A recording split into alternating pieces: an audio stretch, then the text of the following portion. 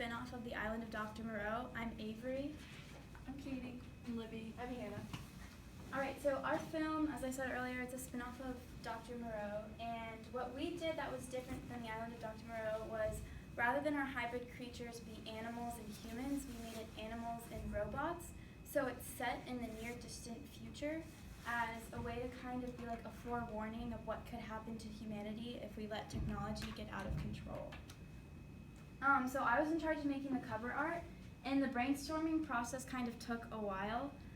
It started off where I had this eye that I thought I wanted to be the front cover, and as you can tell, there are circuit boards is what the eye is supposed to be made out of.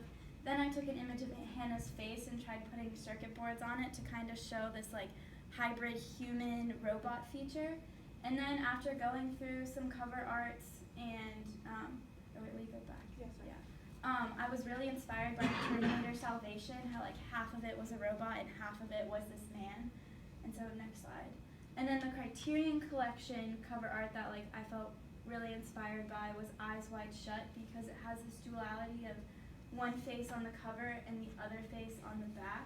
And it's also very clean and precise, which I thought was a good representation of Criterion collection. And so the next slide. So this is just showing the process, and what I did was I took a photo of Hannah's face because she has wonderful bone structure, and then I put it in this robot face generator that I found on Google, and it turned half of her into a robot. And then I cut it up, and if you go to the next slide, you can see what we did. And so this is the cover art that it ended up making, and our title is Humanity because it kind of goes along with analyzing people, and our film goes in depth with analyzing religion and morality and how moral robots are versus how moral humans are.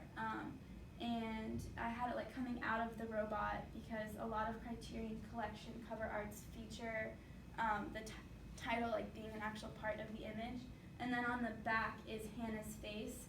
So at first you just see the robot, and then if you actually look at all of it, you can see it all kind of together. Okay, so one of the big things we focused on in our essay was the laws. So similarly to the Island of Dr. Moreau, these robots are given a set of laws, but the laws in humanity are compassion, empathy, love, and morality. And these laws really give the robots this humanistic character, and when these laws, when they don't have the laws, they completely revert back to just not being able to function, and this causes a lot of tension between the humans and the robots. And our essay pretty much explains how that unfolds and touches on the major moral compass and religion and how those are affected. And we had a really coming up with these laws was really difficult because these are day-to-day things that we all practice just being humans. So the essay really goes through the process of explaining why did we choose to have these as the laws, and how we showed these laws visually throughout the whole film. So for our video, we did a special feature, and I'll talk more about it after we finish a little part of it.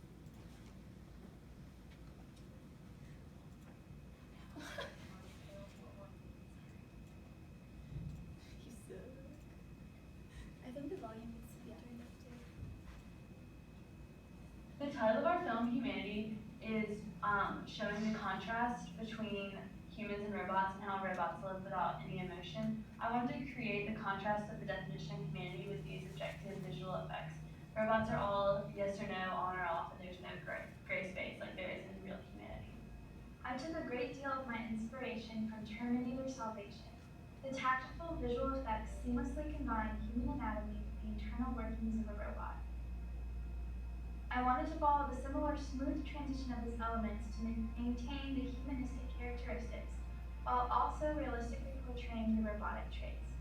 I also wanted to show a progression throughout the film as the underlying tones and conflict shifted. At the beginning of the film, I wanted to make the robotic elements subtle enough that at first glance, these robot-human hybrids might appear simply human, drawing similarities to early scenes in the book, The Island of Dr. Moreau. However, as the film progresses and their robotic traits become more obvious, I aim to use more drastic makeup techniques to match the hybrid's physical appearance with their actions. Similarly, I also wanted to specifically design the makeup to highlight the struggle between their robotic nature and humanistic personality traits. While they look mostly human, the slight robotic components of their appearance are there to remind the audience that these hybrids are beings in conflict with themselves. The use of makeup adds an entirely new element to the film. The visual aspects help immerse the audience into the storyline and really place them into the plot. Especially with characters so drastic from anything we see in present-day society, the makeup really brings these characters to life. When you see the transformations actors undergo, it helps them become a new hybrid species. The most difficult part of this role was finding my motivation for the character. The robot hybrids have a whole different way of processing things and don't experience emotions the same way humans do. So getting into a state where I could portray that took a lot of work. It was very difficult to connect with this character because it was so different from anything I had done before. I spent a lot of time trying to get into the mindset of the robot human hybrids because for them, everything is very black and white. Being robots, they are objective and there's no gray area in their decisions. They just follow their set of laws to appear. Once I understood his motivation behind why the hybrids do what they do, it was a lot easier to actually become one of them. One aspect of the filming process that really helped me get into character was the makeup. Our makeup artist is so talented and was able to completely transform me from human to robot hybrid in just a few hours. The dramatic physical transformation really helped me mentally get into the role because I looked like a whole new person. The makeup was much more than just a small visual effect. I think it really tied the film together and made the whole scenario seem much more realistic and plausible. This way, it comes off as more of a tale of Fort Worth rather than just a fictional story. So with our special feature, what we really wanted to focus on was just really giving a big insight into the film because I think we spent a lot of our time really trying to figure out how the changes we made to the Island of Dr. Moreau, the whole robots, how that change really was going to impact the way the story was going to go and the themes that we wanted within our film. So that's the reason we decided to do a special feature rather than do a trailer because we thought that would be a really great way to just kind of help provide a new step of depth into our new adaptation for the book. And then Hannah's going to talk more about that. Okay, so we decided to interview these specific people because, as Katie said, we just really wanted to kind of give you like a behind the scenes look into like the creative process behind our movie and like why we did things the way we did.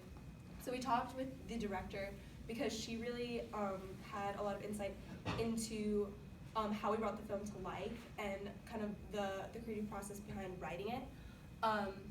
She gave us, like in the full interview, she gave us some information about like why we chose the title and kind of the meaning behind it. She talked about the contrast between robots and humans, and she also brought up the role of rules in society as well as kind of how we portrayed that in the movie. We interviewed an actor because they were able to highlight the contrast between the mindset of humans and robots because they had to really get into this character and portray this very different being from like what we are like as humans, and so that really kind of highlighted the difference between the mindsets and why these rules are so important. And then we also interviewed the makeup artist because in order to make this film as realistic as possible, visual effects were really necessary.